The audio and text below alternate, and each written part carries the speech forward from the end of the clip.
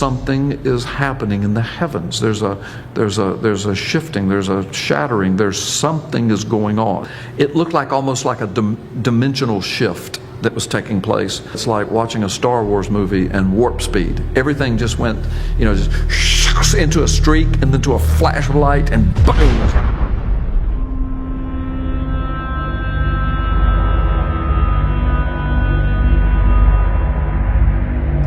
Like the Apostle Paul says, I don't know if I was in the body or out of the body. All I know is I was caught up to paradise. Well, I'm not claiming it was equal to that, but I'm saying it was more than a dream somehow. Because to this day, all these years later, it is so fresh. I can still smell the smells. I can still see the sights. Yes, I could smell smells. I mean, it was unbelievable. It was like I physically was somewhere else. But it wasn't an out-of-body experience that I knew I was out of my body. I thought it was a dream. Until I woke up, and then it was so startlingly real that it took me several years before I shared it with anybody, because it kind of freaked me out. Here's what happened. So I go to bed, go to sleep. All right. In my dream / vision, whatever, I dreamed that I was standing in a field, and it was nighttime, and I was looking at the expanse of the sky. I mean, I might have been in big sky country or something. I mean, there's no mountains, there were no buildings in front of me, just the horizon, the beauty of the heavens. It was breathtaking. Behind me, I could hear the sounds of life. I could hear horns honking, people talking, conversations. I couldn't make out specific words, but like multitudes of people talking, cheering, maybe watching a ball game. Heard babies crying, not in terror or anything, just baby talk and crying and people talking. It was the sounds of life. I never turned around. I don't know if I was prohibited from doing that. I had no inkling to do it. I was looking at the expanse of the sky. Beautiful, beautiful night. Hearing all of the sounds behind me of life. Not a care in the world. As I was watching the stars and constellations, and I can remember in my dream identifying a couple of the constellations that I know and literally seeing them. And then the next thing I know is that the stars begin to take on colors. And I see these colors in my dream, and I can remember thinking, not only is this beautiful, but this is very unusual. I don't know that I've ever seen this phenomenon before. And then I would see things streaking across the sky, maybe like a comet or something, but it was the most beautiful thing I'd ever seen with colors involved in it. And then some of the constellations began to kind of almost swirl, not like a fan, but I mean just kind of started moving like that. And then they started shifting positions a little bit. Then I can remember thinking, okay, something supernatural is going on. Now all this is happening in my mind as I'm watching. I'm still hearing the sounds of life. Then I hear the sounds of life behind me getting a little more panicked. It's like they're seeing it too, and they don't know what to make of it. I can remember that I didn't have a feeling of terror. I had a feeling of awe and wonder and thinking something is happening in the heavens. There's a shifting, there's a shattering, there's something is going on. Supernatural. And then the stars appeared, literally, to fall from the sky. Not just fall, but to be zooming towards the earth. At the same time that it looked like, well, now I know the scriptures that talk about the heavens being rolled up like a scroll. It looked like almost like a dimensional shift that was taking place. And then the streaking coming down, and then the sounds of life behind me. Holy terror. People were shrieking, screaming. You could hear people, oh my God, and and then sirens were going off and warning sounds, and it was like something cataclysmic was happening. I'm still watching it. It was happening so quickly, and I remember thinking, well, I don't have any fear in me. The next thing I know, there's a presence beside me. I'm not allowed to look, or I didn't look, but I was aware that I was in the midst, the arms of a presence, or in the midst of a presence, a personal presence.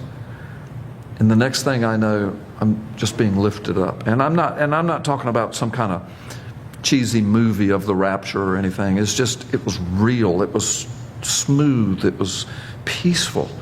I look over to my left, and now the whole time I hadn't looked left or right, but now I look to my left, my wife is right there. And she's such a woman of God. And she knew the Lord long before I did. And she's looking at me, she's smiling. And we just had this knowing look. We didn't even communicate, but we knew what was happening.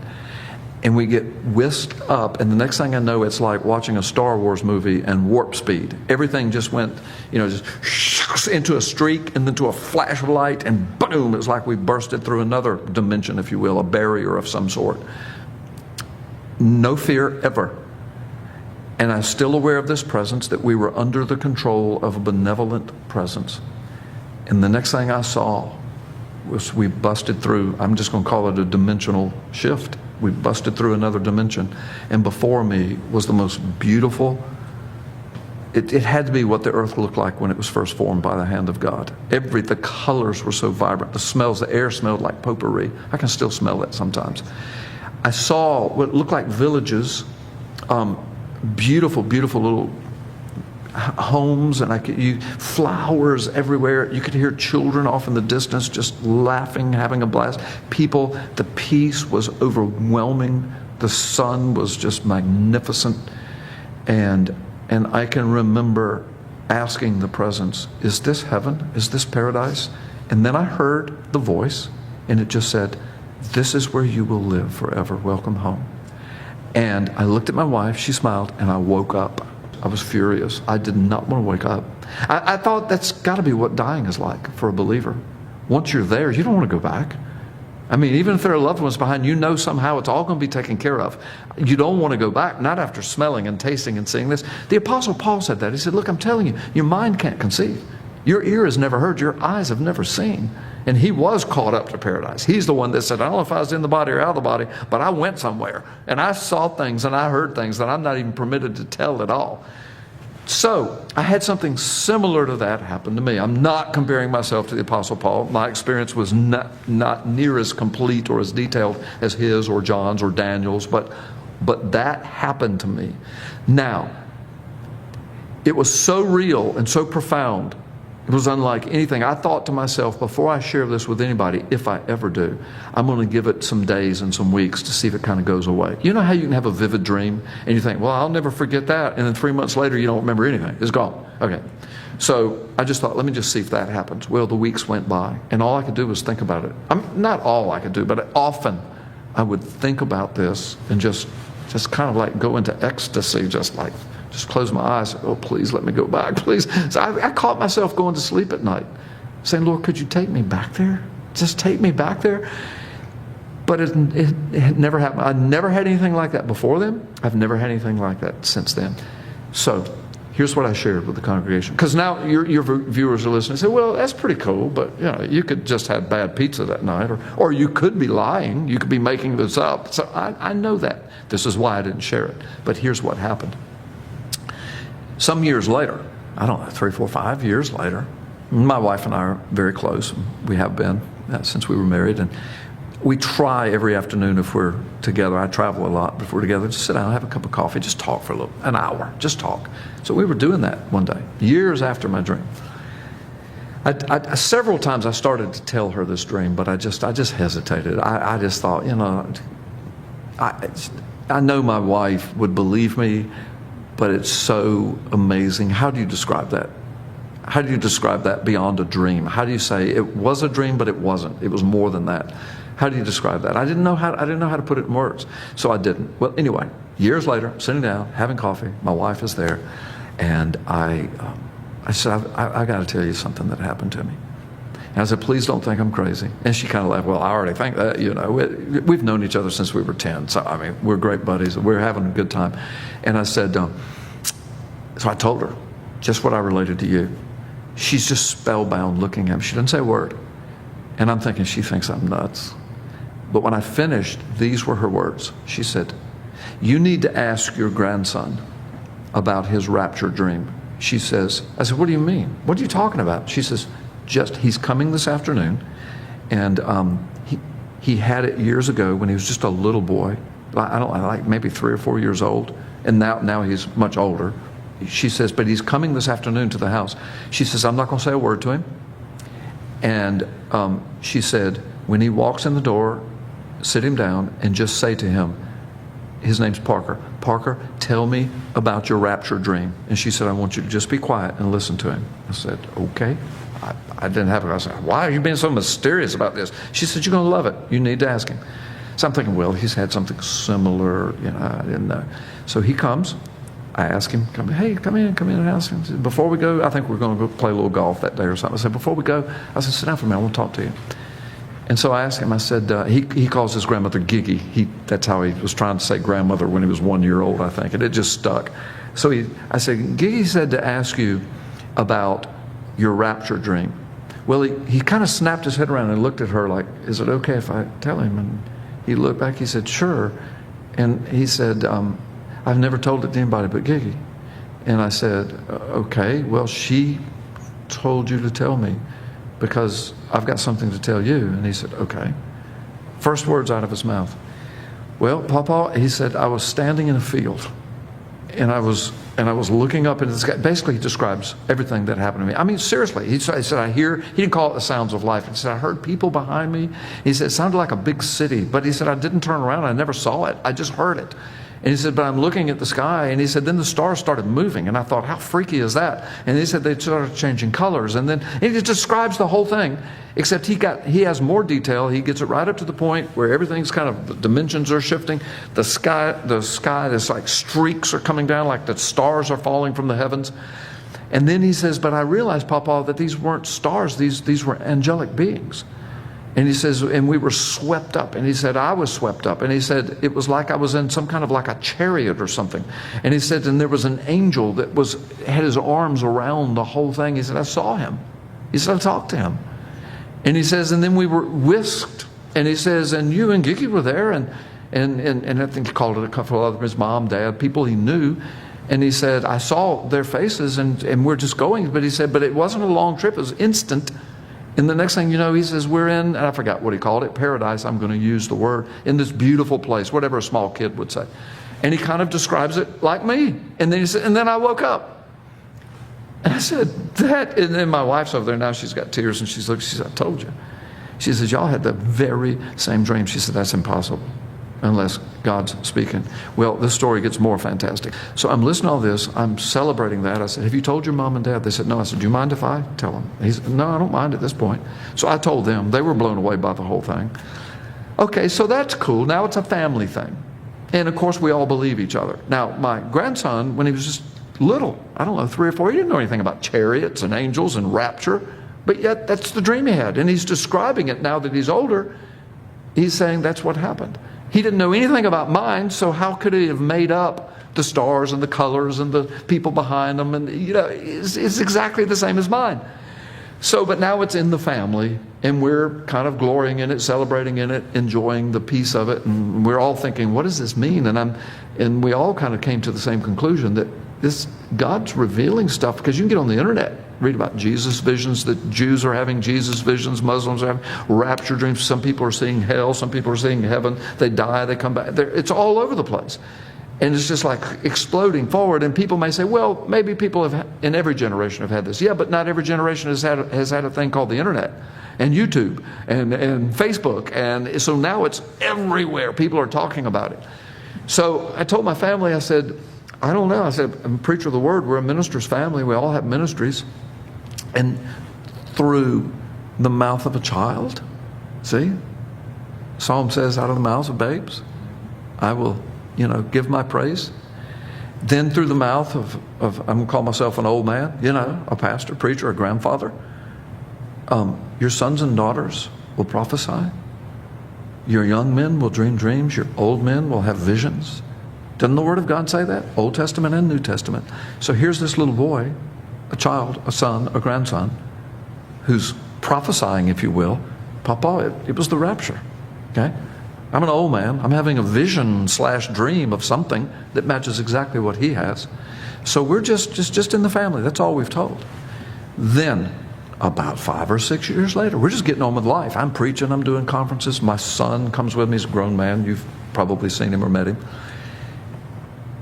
We are at a prophecy conference in Minneapolis, Minnesota.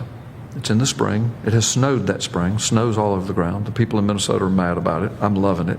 Having a great time. Conference center packed out. It's a big church, and so it's packed out. It probably held 1,000 people, and it was packed. Foyer is huge. They had our table set up for the speakers at the foyer. So I had just finished preaching, And I'm out in the foyer, and because I had just finished, people flocked around my table. Not that I'm such a great speaker, it's just I had just finished. So I come out, I go to my table, had written a couple books, and there they are. Boom, they're just piled in. My son's standing over to my left. You know, just like at my book table, I don't sell books, but I'm there to talk to people, minister to people, pray with them, maybe sign them if they want their book signed. But my son he's handling all the money and the credit cards and everything, and answering people's questions about the books. So that's going on at the table. Crowd of people right in the front are talking to me. Hey, can you sign this? And what's this book about? And, you know, so we're having those conversations. And I'm looking over the crowd. I'm tall like you are, not as tall as you are, but I'm tall, and so I can see right over the crowd. And I see this young woman making her way through the back of the crowd, kind of snaking her way through, kind of sweetly pushing people aside, trying to get up front. And I'm thinking, bless her heart, she wants to come up here bad, but I'm thinking somebody's going to slap her, because, I mean, you know, everybody's trying to get to me. She's just breaking ahead. And I'm thinking, there's always one in every crowd, right? You know? And so I'm thinking that about her, bless her heart. And I see when she gets closer, she's crying. Not boo-hooing yet, but just tears, and her eyes are swelled. And I said, oh, bless her heart. She's got some heart issues here. She's wanting to talk to the preacher, you know. Well, she got almost down to the front line. She was standing a couple of rows back and looking at me, just kind of looking at me like she wanted to engage me. And then I saw her just kind of get discouraged, and she turned and walked back through. And I'm thinking, oh, gosh, I wanted so bad to say, wait a minute, but I couldn't because I'm signing books and people were talking. But I'm watching all of this. And she goes out. I watch her go out the foyer to the big front doors of the church, and she goes out. And I said, well, I'll never see her again. I said, Lord, I don't have a clue what that was about. And Brandon said something about, did you see that girl that left? I said, yeah, I saw it. I don't know what that was about. And he said, yeah, I don't either. So we're going on. Well, anyway, after a while, the crowd's thinning a little bit. But about 15 minutes later, I'm just still looking over the crowd, talking to people. The door's open. I'm seeing people come and go. I see her again. And she comes in, and she starts kind of making her way through the crowd again, but it's much less now, so it's a lot easier. And I'm thinking, all right, now this time, I'm going to talk to her, because obviously something's on her mind. She finally gets up. She comes and stands on the side of the table, and I'm signing my last book here. And she's, Pastor, can I talk to you? And she's still got swollen eyes and tears. She's wiping tears off her cheek. I said, yes, ma'am. I said, what's your name? She said, my name's Veronica. And I said, well, what's on your heart? I took her hand and said, what's on your heart? I said, something's bothering you. And Brandon's still kind of, you know, he's putting the money in, he's stacking the books up, but he's keeping his eye on old Pops over here, you know. She says, while you were preaching, God spoke to me. And she says, God, I've never heard the voice of God before. And she says, I didn't hear it in my ears, but I heard it in here. And she said, he told me that I had to talk to you, that you had the answer for me, that you would know the answer to my question. Well, I had no clue where she was going, and so I wanted to be humble about it. Like, I don't know everything, but if God told you, maybe I will know. And she says, it's about a dream I had, and God told me that you could interpret it. Now, remember, this has been years since I had the dream and taught my sons. I'm not even thinking about that. I mean, it's been years, 5 or 6, 7 years. And all I'm hearing is, I need you to interpret a dream. Well, I know that that's done, and I know God can give people that gift, and I know it's in the Bible. But I've never advertised or considered myself to be an interpreter of dreams. I don't even know my own dreams, you know, most of the time. Now, the rapture dream is the one dream in my life. I understand that. But I've had other things where I've had to just say, you know, I ate something bad tonight. That's all I can think. You know, I mean, it seems like it might be spiritual, but I just can't figure that out. So I just forget about it. Well, she says, I want you to interpret this dream. God told me you can interpret it. And I'm thinking, all right, either she didn't hear from God, or God's getting ready to give me a gift to interpret this girl's dream. So I'm ready. I said, well, just tell me and I'll tell you. I said, now, I'm not going to try to pretend like I know something. If I don't have a clue, I will tell you. And I hope it doesn't hurt your feelings. But I said, I don't jerk people's chains on that. If I don't know what it is, she says, okay. She said, I was standing in a field. When she said those words, I didn't know where she was going to go. But my son grabbed my jacket. He just kind of like, Dad, listen to this now. She says, and I was looking up in the sky, and I was looking at the stars. When she said that, I mean, I'm about to break down. And I'm looking at her, and and then she starts describing the whole scenario. I hear the people behind me. I hear children. She said, I wasn't allowed to look. And she said, then the stars started moving. Now my son Brandon, who's the father of my grandson, who knows all of that, he just says, he grabs my arm again. He says, "Oh my gosh, Dad." And Veronica stops and says, "Do you know what this is about?" And Brandon said something like, "He's had the same dream." And she goes, "What?" And I said, "Yes. Finish what you're saying." And she said, "Well, I'm almost finished." She says, "So the stars come and they fall out of the sky." And then she says, and she says, "And I just screamed and I got on the ground and covered my head in the star. And then I woke up." And she says, What was that?"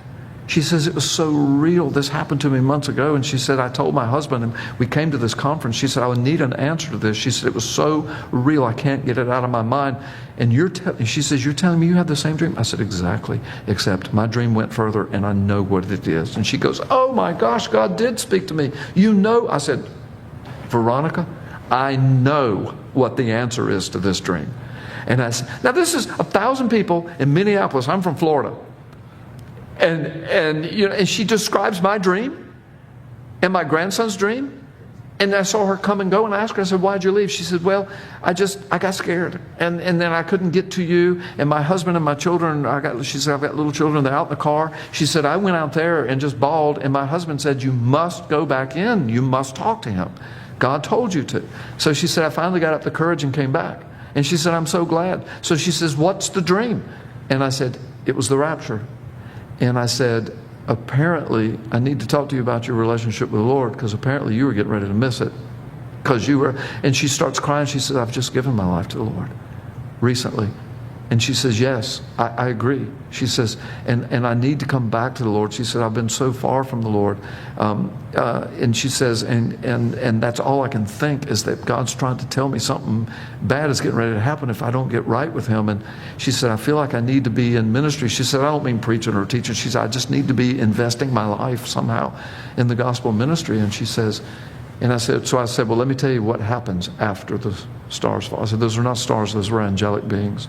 And it was the rapture. And we do go up and we bust through dimensions and barriers, like, and I said, "And then the next thing you know, you're in paradise." And she said, "Oh my gosh." And I said, "Well, let me tell you, I can't even describe to you what it smells like, what it looks like, what it sounds like." And she says, I knew it was probably had something to do with the rapture. And I said, "Well, yes." I said, "That's all I can tell you. That's all I know." But I said, "My grandson has had this exact same dream. I've had it. My wife, his grandmother, witnessed him telling it to her. Years went by. He tells it to me. I tell it to his mom and dad. We all go over it together, talk about it. And now more years have gone by. You come to me from Minneapolis, Minnesota, and you're standing here telling me the same dream and that God told you I knew what it was."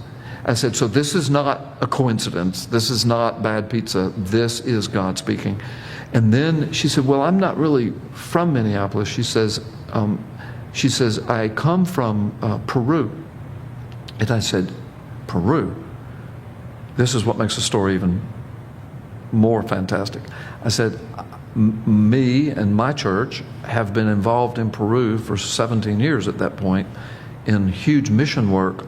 And we've got a school for children that can't go to school, and we finance the whole thing. We go down there, we do crusades, we take clothing, and back then they really needed it. We're in a very poor area. Take clothing and medicine. We take medical missionaries." And I said, "We're very attached to the people." I said, "I've watched little 3- and 4-year-olds grow up into young men and women, and they graduate from our school. Some of them get scholarships to college. Families are saved. We get them in a church there." And I said, "So I'm very attached to Peru. This is amazing, Veronica." I said, "Where are you from?" She says, "Well, it's a place you probably never heard of. It's Comas, Lima, Peru." I said, "That's where our school is. Our school is in Comas." She said, "What?" I said, "It's called the Jack Goldfarb Christian School, named after a associate pastor of mine that's passed away, who was from Peru." And she says, "I just live a few blocks down the street from there. I know people that work there." I said, "This is getting freakier by the moment." So we had a conversation. We loved on each other and prayed. And I asked her, I said, "Can I tell this story? Can I use your name?" She says, "Yes, Pastor, please feel free. Maybe that's a part of how I can be used for God's kingdom." So I've shared it with my church privately several times. I say privately, I mean not on TV or radio or at a conference, just at my church. And every time I do, they're blown away by it. And then I have people come up to me just privately and say, I didn't have a dream like that, but I had a rapture dream too, and I can't get it out of my mind. So even at this conference, I've had probably 20 people, and there's hundreds of people here, but I had about 20 people come to my table over the past couple of days saying, I didn't have that dream, but I had something very similar where I was caught up. And thank you for sharing that, because now I know I'm not going crazy. See, there's no telling what God's speaking to people, His people, but people don't know how to share it with an unbelieving world. So that's my story, and I'm sticking to it. No, that's my story. It's witnessed. That's once Veronica told me that, then I knew. It was like the Lord was trying to get me to share it before, I think. But when Veronica came, in Minneapolis, Minnesota, totally unconnected to me, my son is standing right there witnessing it. Then she tells me she's from Comus. Then I knew. God is just saying, would you please share what I gave you? So here at the conference, first time I've shared it. I know some people watching this will still not believe it, and I can't help it. I can't care about that, whether they believe it or not. I know what happened. I know what my grandson told me. I know what Veronica told me. Every one of those were witnessed by people. So what does this mean? I don't set dates. I don't think that dream necessarily meant it was going to happen in my lifetime necessarily. Feels like it did, but I could be proven wrong on that. I think God's just getting His church ready. I think I'm a preacher, so I'm somebody that would share it, and now I have. Now it's going to be on YouTube. It's going to go to the world. So I think all over the world, God is just getting His people ready to understand that the time is getting short. Get right with Jesus Christ. If you are not right with the Lord, get right with Him. People might be watching, say, how did I get right with Him? Very quickly, Romans 10:9. If you would confess with your mouth that Jesus Christ is Lord and believe in your heart that God raised Him from the dead, you shall be saved. Romans 10:13, and whosoever calls upon the name of the Lord like this shall be saved. Today can be the day of your salvation. Confess with your mouth, Jesus Christ is Lord. I repent of my sin. You were raised from the dead. You died on Calvary's cross for me. Please save me. And all who call upon the name of the Lord shall be saved. This is Pastor Carl Gallups, and that is my story. It really happened.